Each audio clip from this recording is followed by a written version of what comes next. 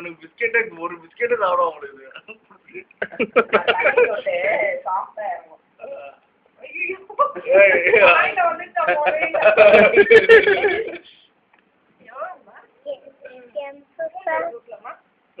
தண்ணி தொட்டாங்க தண்ணி தொட்டா ஈஸியா சாப்பிடுவோம்.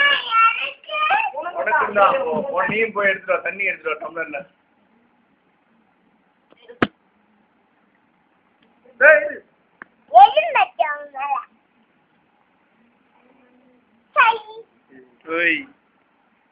Hey.